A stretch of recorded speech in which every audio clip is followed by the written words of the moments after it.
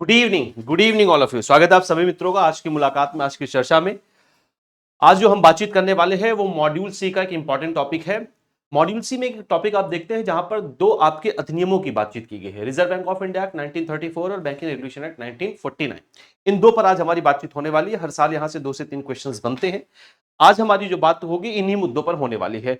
तो आज आपका 20वां दिन है, 50 डेज की एमसीक्यू सीरीज चल रही है। मॉड्यूल वाइज हमारी बातचीत हो रही है।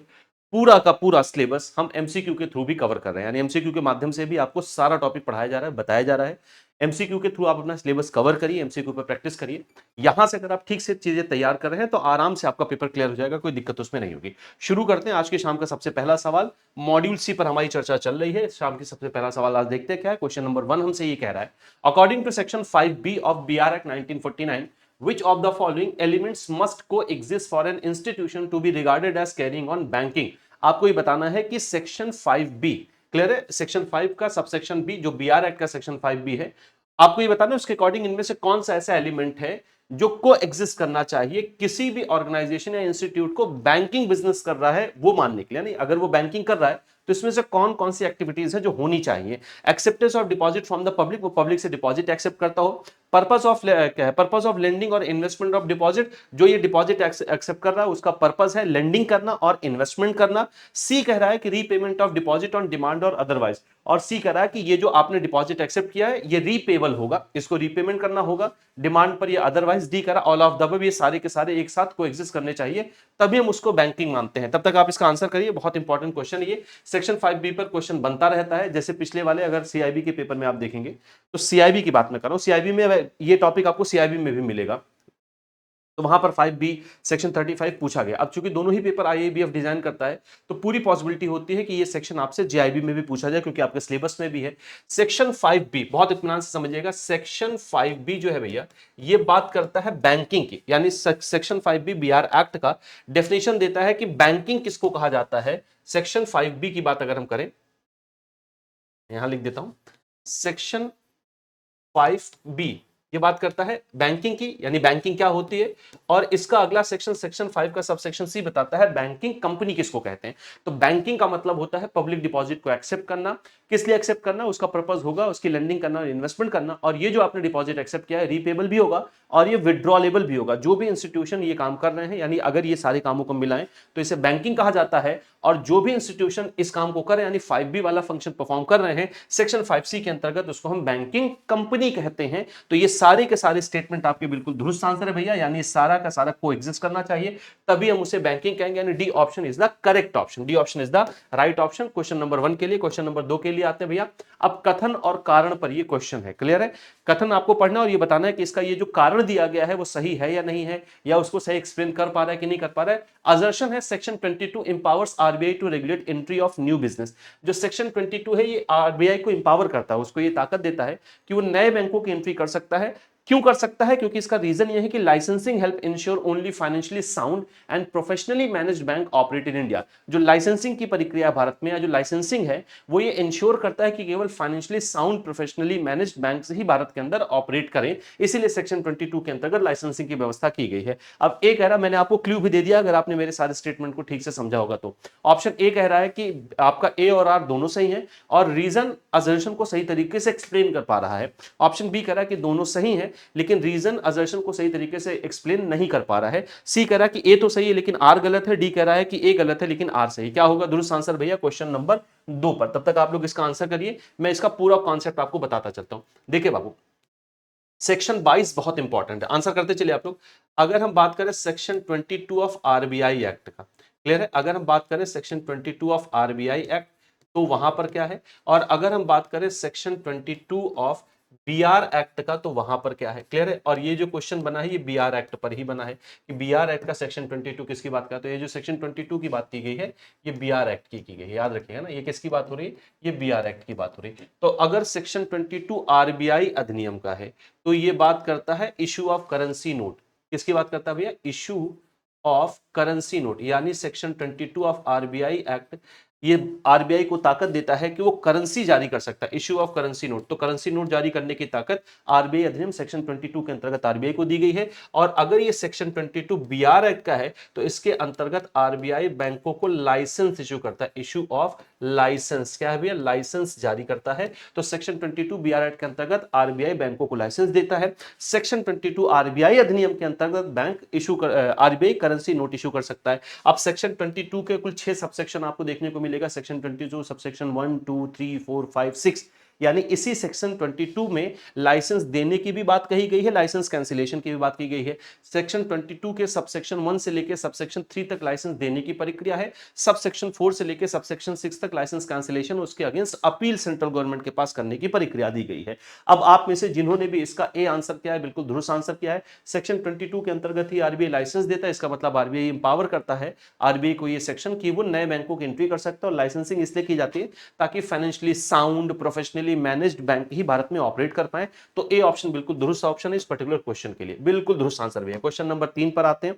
क्वेश्चन नंबर 3 क्या कह रहा है? The cancellation of banking licence under section 22 subsection 5 can be challenge. अगर आरबीआई ने सेक्शन 22 सबसेक्शन 5 के अंतर्गत बैंकों का लाइसेंस कैंसिल कर दिया है तो क्या इसे चैलेंज किया इसे अगर चैलेंज किया जा सकता है तो कहां चैलेंज किया जाएगा? सेबी के सामने जाके बैंक चैलेंज करेगा कि भैया इन्होंने हमारा लाइसेंस कैंसिल कर दिया, या आरबीआई ओम्बुड्समैन के सामने वो जाके चैलेंज करेगा, अपील करेगा, या सेंट्रल गवर्नमेंट के सामने जाके अपील करेगा, या इसको चैलेंज ही नहीं किया जा सकता है, आरबीआई का डिसीजन फाइनल माना जाएगा? क्या होगा दुरुस्त आंसर? आंसर करिए भैया। देखिए इसमें भी कुछ बातें समझते चले, तब तक आप इसका आंसर करिए। हम बात करें सेक्शन 22 और सेक्शन, अभी मैंने आपको पीछे बताया कि सेक्शन 22 के सबसेक्शन 1 से लेकर सबसेक्शन 3 तक लाइसेंस देने की चर्चा हुई है। सेक्शन 22 के सबसेक्शन 4 से लेकर सबसेक्शन 6 तक लाइसेंस कैंसिलेशन की बात हुई है। जैसे यहां पर ध्यान समझिए, सेक्शन 22 सबसेक्शन 4 के अंतर्गत आरबीआई लाइसेंस कैंसिल कर सकता है। इसके पहले लाइसेंस देने की एक सेक्शन 1 2 3 लाइसेंस देने की बात करता है। सेक्शन 22 सबसेक्शन 5 के अंतर्गत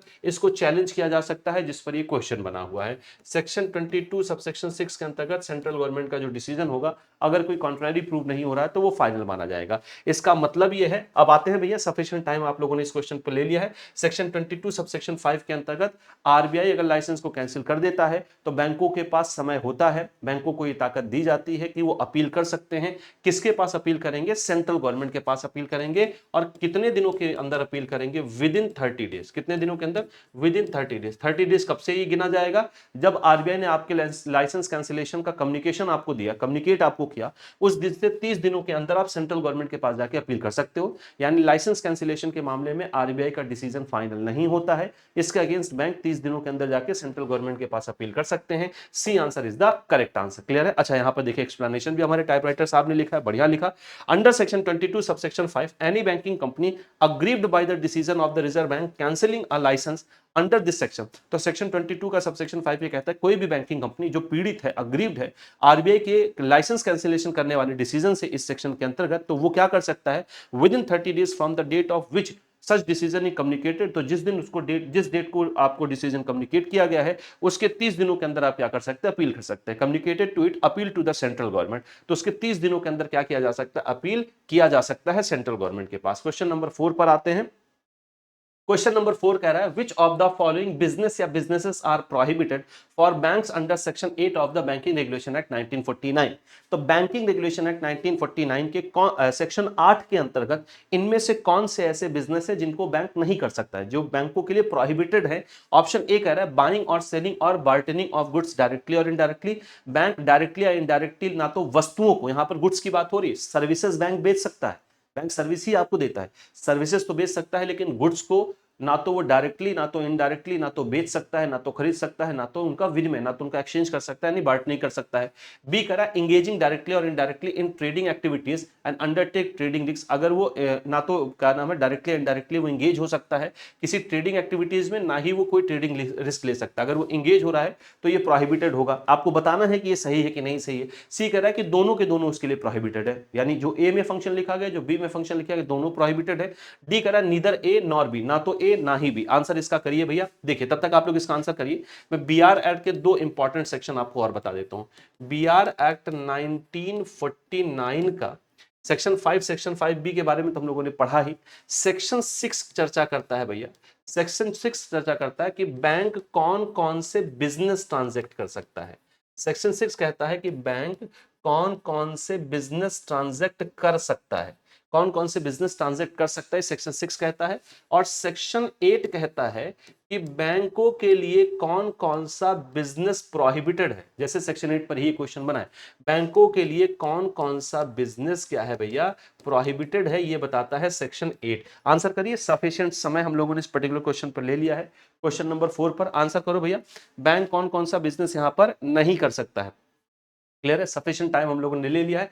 बैंक कौन सा बिजनेस नहीं कर सकता है, आंसर आ गया है आप सभी लोगों का भैया, ना तो ए कर सकता है ना तो बी कर सकता है। इसलिए आप लोगों में से जिन्होंने भी सी आंसर किया है, एकदम दुरुस्त आंसर किया है, सुंदर आंसर है, C option is the right option. Bank ये दोनों नहीं कर सकता। क्वेश्चन नंबर 5 पर आते हैं, under which section of RBI act the government of India has been confirmed with the powers to give direction to RBI. अब ये जो क्वेश्चन बना है, अभी तक जो क्वेश्चन आपने देखे वो बीआर एक्ट के थे, अब जो क्वेश्चन बना है वो आरबीआई अधिनियम 1934 से बना है।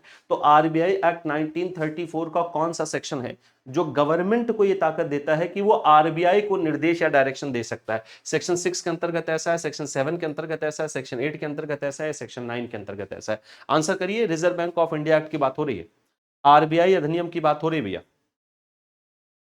आरबीआई एक्ट के कौन से सेक्शन के अंतर्गत है ये?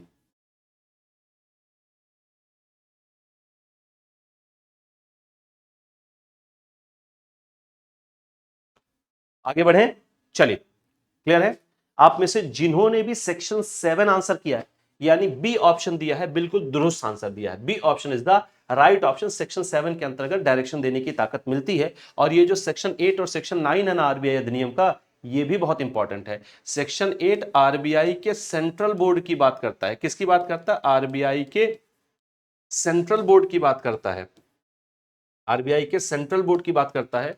और सेक्शन 9 आरबीआई के लोकल बोर्ड की बात करता है। लोकल बोर्ड कॉन्स्टिट्यूट किया जाता है इसी सेक्शन 9 के अंतर्गत। तो ये भी सेक्शन आपसे पूछा जा सकता है। क्वेश्चन नंबर 5 पर आगे बढ़ने के पहले, यानी क्वेश्चन नंबर 6 पर आगे बढ़ने के पहले कुछ इंपॉर्टेंट बातें समझ लेते हैं भैया। तैयारी आप लोगों ने शुरू कर दी होगी, शुरू कर दी है तो गंभीर तैयारी अब शुरू कर दीजिए। थोड़ा समय ज्यादा दीजिए क्योंकि अब बहुत ज्यादा टाइम आपके पास नहीं है। देखते देखते सितंबर का भी 10 दिन निकल गया है, तो 20 दिन सितंबर में बचा है, अक्टूबर में आपके पास पूरा महीना बचा हुआ है, और उसके बाद नवंबर में कोई टाइम है नहीं क्योंकि 2 नवंबर को ही आपका पेपर शुरू हो जा रहा है। ठीक है, जितनी बात, तो आप हमारे जीआईबी महापैक से जुड़ सकते हैं। महापैक आपके लिए वन स्टॉप सोल्यूशन है। महापैक में आपको इन चारों ही विषयों पर जितनी भी अभी तक क्लासेस हुई हैं उन सब का एक्सेस, यानी सारे रनिंग बैचेस का एक्सेस मिल जाएगा। जितने भी अपकमिंग पेड बैचेस होते हैं उनके लिए आपको कुछ भी फीस पे करने की रिक्वायरमेंट नहीं। सारे अपकमिंग पेड बैचेस इसमें आपको फ्री ऑफ कॉस्ट मिल जाएंगे। इस महापैक में आपको ई बुक का एक्सेस मिल जाता है। क्लियर, उसके लिए आपको कुछ भी फी पे करने की जरूरत नहीं होती है। इस महापैक में आपको एडिशनल मॉक टेस्ट मिल जाते हैं। 40 मॉक टेस्ट तो मिलते ही मिलते हैं, उनके अलावा एडिशनल मॉक टेस्ट भी आपको मिल जाते हैं। ये महापैक आपको 3 वैलिडिटी में मिलेगा, 1 ईयर, 2 ईयर और 6 मंथ की वैलिडिटी में। जितने भी आगे बैच आएंगे वो सब इसमें ऐड होते चले जाएंगे। जैसे आपने एक महापैक मान लेते 1 ईयर का ले लिया, तो अभी हम आपके लिए ऑफिसर्स बैच नया लेकर आए हैं, एमसीक्यू बैच लेकर आए हैं। थोड़े समय के बाद हम आपके लिए क्रैश कोर्स भी लेकर आने वाले हैं। वो सब आपको अलग से परचेस करने की जरूरत नहीं, ये सारे के सारे बैच आपको इसमें फ्री ऑफ कॉस्ट मिल जाएंगे। तो ये बात होगी महापैक की। अब अगर हम सीआईबी और जीआईबी दोनों की तैयारी एक साथ करना है, मतलब जैसे ही जीआईबी क्वालिफाई करके सीआईबी की प्रिपरेशन में हम लगेंगे, तो उसके लिए भी आपके लिए कंबाइंड महापैक है जो 2 वैलिडिटी में आपको मिलेगा। यहाँ पर आप जीआईबी महापैक की सारी फैसिलिटीज ले सकते हैं, सीआईबी महापैक की सारी फैसिलिटीज मिलेंगी, यानी जीआईबी क्वालिफाई करने के बाद आपको कुछ भी अलग से परचेस करने की जरूरत नहीं है। आप सीआईबी की तैयारी इसी महापैक से कर सकते हैं। सीआईबी की भी सारी क्लासेस आपको मिलेंगी। सीआईबी में एक इलेक्टिव पेपर होता है, सीआईबी में कुल 5 पेपर होते हैं, 4 कंपलसरी और एक इलेक्टिव पेपर होता है। इलेक्टिव पेपर की क्लासेस भी आपको इसमें फ्री ऑफ कॉस्ट मिलेंगी, आपको कुछ भी अलग से परचेस करने की आवश्यकता नहीं। जीआईबी की अगर हम इंडिविजुअल बैचेस की बात करें तो 2 इंडिविजुअल बैचेस हैं और ये दोनों ही महापैक में एडेड है। अगर आप महापैक लेंगे तो ये दोनों अलग अलग लेने की जरूरत नहीं, ये सब आपको उसी महापैक में मिल जाएगा। ऑफिसर्स बैच है, ये पूरा थ्योरी बैच है, जबकि आपका दूसरा जो सबसे इंपॉर्टेंट बैच है वो एमसीक्यू प्लस फाउंडेशन बैच है। इसमें आपको एमसीक्यू की सारी क्लासेस मिलेंगी, फाउंडेशन की सारी क्लासेस मिलेंगी, यानी एक सिंगल बैच से आप 2 बैचेस को एक्सेस कर पाएंगे। क्लियर है इतनी बात बाबू? चलिए क्वेश्चन नंबर 6 की तरफ मूव करते हैं। क्वेश्चन नंबर 6 फिर से कथन और कारण पर है। असर्शन है section 26 ensures annual transparency of unclaimed balance. Section 26 किसी तरीके से इंश्योर करता है कि अनक्लेम्ड डिपॉजिट में ट्रांसपेरेंसी रहे। क्यों ऐसा होता है या क्यों ऐसा हो पाता है? क्योंकि दिस हेल्प टू प्रिवेलिंग क्या है, preventing banks from using idle deposit to boost profit, ताकि बैंक ऐसे जो अनक्लेम्ड डिपॉजिट हैं उनका इस्तेमाल अपने प्रॉफिट को बूस्ट करने में ना करे। बताना है आपको कौन सा स्टेटमेंट इसमें से सही है। ए कह रहा है कि दोनों सही हैं और सही एक्सप्लेनेशन है ए का। बी कह रहा है कि दोनों सही है लेकिन आर सही एक्सप्लेनेशन नहीं है बी का, सी कह रहा है ए तो सही है लेकिन आर गलत है, डी कह रहा है कि ए गलत है आर सही। तब तक आप लोग इसको बताते चलिए भैया, मैं आपको ये पूरी चर्चा बता दूं। बात हो रही है बीआर एक्ट की, बीआर एक्ट 1949 की, यानी ये जो सेक्शन 26 कहा जा रहा है ये बीआर एक्ट का सेक्शन 26 है। क्लियर? ये किसका है? ये बीआर एक्ट 1949 का सेक्शन 26 है। अब बीआर एक्ट का सेक्शन 26 किसकी बात करता है और बीआर एक्ट का सेक्शन 26 का सब सेक्शन ए किसकी बात करता है, इसको समझिए। सेक्शन 26 कहता है अनक्लेम डिपॉजिट की बात। अनक्लेम डिपॉजिट, आप बैंकर्स हैं, आप सभी को ये पता है। अनक्लेम डिपॉजिट वो डिपॉजिट होते हैं जिनमें पिछले 10 वर्षों से कोई भी ट्रांजैक्शन नहीं हुआ है, ना तो डिपॉजिट हुआ है, ना ही कुछ क्रेडिट हुआ है, ना कुछ डेबिट हुआ है, यानी उन पर कोई भी क्लेम पिछले 10 वर्षों से नहीं किया गया है। तो अगर पिछले 10 वर्षों से उन पर कोई क्लेम नहीं हुआ है तो अनक्लेम डिपॉजिट कहलाते हैं। और एफडी के केस में जब एफडी मैच्योर होती है उसके अगले 10 साल, मैच्योर होने के बाद के 10 साल अगर उस पर कोई क्लेम नहीं हुआ है तो वो अनक्लेम डिपॉजिट कहलाता है। ऐसे सारे अनक्लेम डिपॉजिट का रिटर्न फाइल करना पड़ता है सभी बैंकों को आरबीआई के पास कैलेंडर ईयर के समाप्त होने के 30 दिनों के अंदर अंदर। तो सेक्शन 26 से सारी बात करता है कि रिटर्न फाइल करोगे आप आरबीआई के पास कैलेंडर ईयर के समाप्त होने के 30 दिनों के अंदर। कैलेंडर ईयर है यहाँ पर, फाइनेंशियल ईयर नहीं, ये ध्यान रखना है आपको। अब सेक्शन 26 किसकी बात करता है? सेक्शन 26 सब सेक्शन ए किसकी बात करता है? ये बात करता है depositor education awareness fund. Clear है? जो भी अनक्लेम डिपॉजिट होगा वो इसमें डाला जाता है। ठीक हो गई जितनी बात। तो आप में से जिन्होंने भी इसके लिए ए स्टेटमेंट दिया है, मतलब ए ऑप्शन दिया, वो बिल्कुल दुरुस्त आंसर दिया है, क्योंकि सेक्शन 26 चूंकि अनक्लेम डिपॉजिट का रिटर्न आपको फाइल करना है तो रिटर्न फाइल करने से ट्रांसपेरेंसी आती कितना हमारे पास अनक्लेम डिपॉजिट था, हम इसको डीईएफ में दे रहे हैं ताकि बैंक इसको अपने प्रॉफिट में यूज ना कर पाए। तो ए option is the correct option. Question number 7 पर आते हैं भैया। फिर से कथन और कारण पर ही क्वेश्चन है, इत्मीनान से देखिए और आंसर करिए। असर्शन है section 26 A empowers RBI to establish and administer DEF. अभी पीछे ही यही चर्चा कर ली है। देखो कई बार आपके साथ इतना गहरा कॉन्सेप्ट डिस्कस हो जाता है, पूरा कॉन्सेप्ट डिस्कस हो जाता है कि अगले क्वेश्चन का आंसर आ जाता है। अभी पीछे सेक्शन 26 ए की बात ही कर रहा था। तो सेक्शन 26 ए आरबीआई को ये ताकत देता है कि वो स्टैब्लिश कर सकता है और एडमिनिस्टर कर सकता है, प्रशासन भी देख सकता है, संभाल भी सकता है डिपॉजिटर एजुकेशन अवेयरनेस फंड को। Depositor education awareness fund was created to absorb unclaimed deposit of depositors which bank could otherwise divert profit. तो बैंकों का ये जो अनक्लेम डिपॉजिट है सेक्शन 26 ए इसलिए बनाया गया, मतलब डीईएफ इसलिए बनाया गया ताकि बैंकों का ये जो अनक्लेम डिपॉजिट है वो उसमें जा सके, उसको एब्जॉर्ब कर सके, ताकि बैंक इसको अपने प्रॉफिट में ना डाइवर्ट कर पाए। तो दोनों ही स्टेटमेंट्स हैं और आर सही एक्सप्लेनेशन है। दोनों स्टेटमेंट्स हैं लेकिन आर सही एक्सप्लेनेशन नहीं है। सी कह रहा है ए सही है आर गलत है, डी कह रहा है कि ए गलत है आर सही। अब इसमें बहुत ज्यादा देर नहीं रुकेंगे क्योंकि अभी पीछे वाले क्वेश्चन पर, इसके पहले का जो क्वेश्चन था यही चर्चा हम लोगों ने डिस्कस किया था। क्लियर है? सेक्शन 26 सबसेक्शन ए डिपॉजिटर एजुकेशन अवेयरनेस फंड।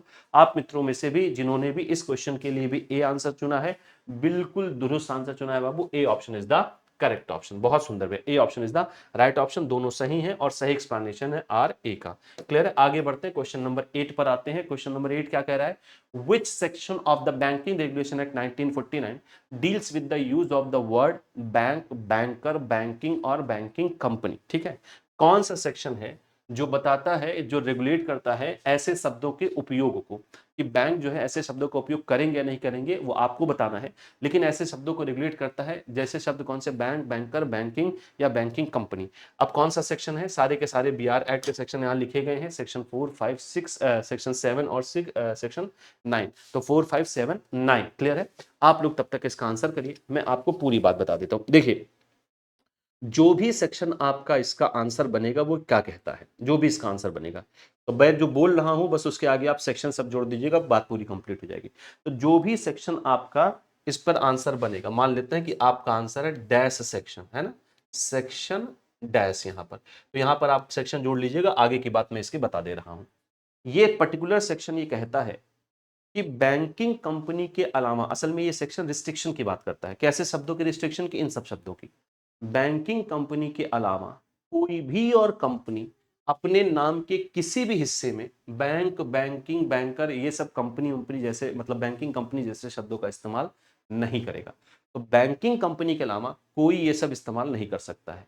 लेकिन आगे फिर लिखा गया है लेकिन बैंकिंग कंपनी को, बैंकों के अलावा और कोई नहीं करेगा इसका इस्तेमाल, लेकिन बैंकिंग कंपनी को इनमें से किसी एक शब्द का इस्तेमाल अपने नाम के शुरू में, पहले, मध्य कहीं पर इस्तेमाल करना जरूरी होगा। तो ऐसे शब्दों का उपयोग बैंकिंग कंपनी को करना जरूरी है, लेकिन जो बैंकिंग कंपनी नहीं है वो ऐसे शब्दों का इस्तेमाल नहीं कर सकती हैं, ऐसा कहता है सेक्शन 7। तो आप में से जिन्होंने भी सी आंसर दिया है बिल्कुल दुरुस्त आंसर दिया है, C option is the right option. Question number 9 पर आते हैं।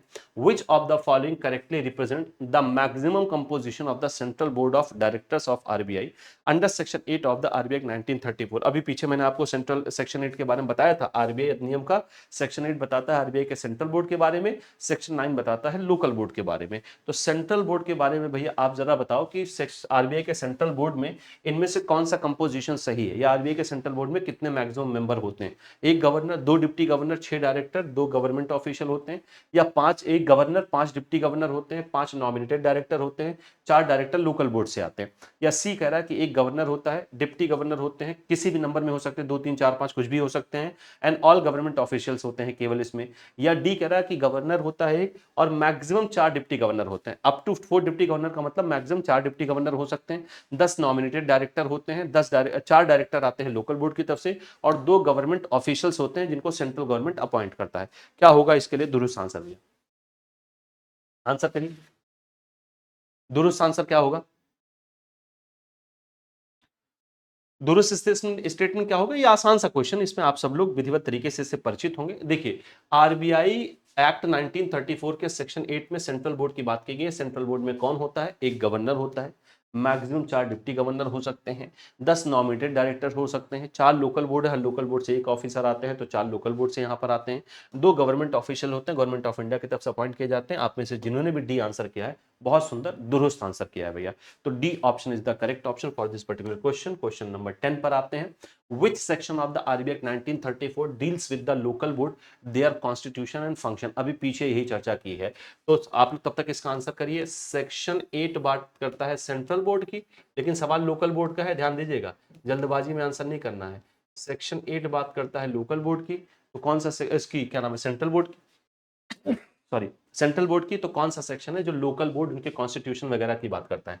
आंसर करिए, आंसर करिए भैया।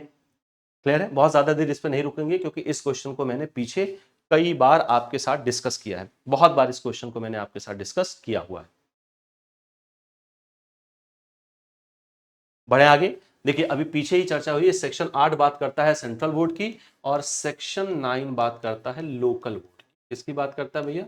लोकल बोर्ड, उनके कॉन्स्टिट्यूशन वगैरह की बात करता है आरबीआई अधिनियम 1934 का सेक्शन 9। तो आप लोगों में से जिन मित्रों ने भी सेक्शन 9 आंसर किया है, यानी सी ऑप्शन दिया है, बिल्कुल दुरुस्त ऑप्शन दिया है। क्लियर है?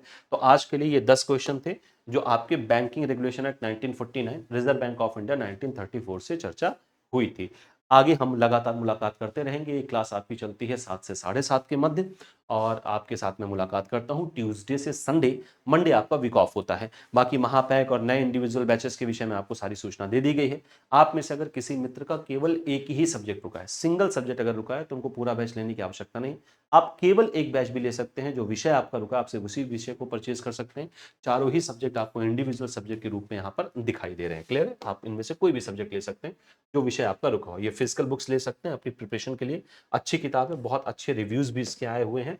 इनके अलावा कुछ भी आप और मुझसे जानना चाहते हैं, पूछना चाहते हैं इस एग्जाम के बारे में, एग्जाम पैटर्न के विषय में, आपकी पढ़ाई में कहीं कोई समस्या आ रही है, उसमें कोई बातचीत करना चाहते हैं आप, दूसरा आपके जेआईबी के लिए में जो पहला पेपर है इंडियन इकोनॉमी और इंडियन फाइनेंशियल सिस्टम डील करता हूँ, इस क्वेश्चन पर अगर आपका, इस सब्जेक्ट पर अगर आपका कोई क्वेश्चन है, तो इस डेडिकेटेड टेलीग्राम ग्रुप को जरूर ज्वाइन कर लीजिए। ये आप ही के लिए है बाबू।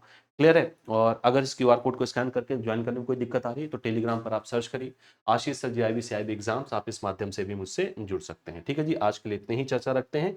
कल आपसे वापस मुलाकात होगी मॉड्यूल सी के अगले यूनिट पर एमसीक्यू के थ्रू डिस्कशन करने के लिए। तो आज के लिए इतनी ही बात। अपना अपना ख्याल रखिएगा। कल हम लोग वापस मुलाकात करेंगे। चलिए, बहुत बहुत धन्यवाद भैया।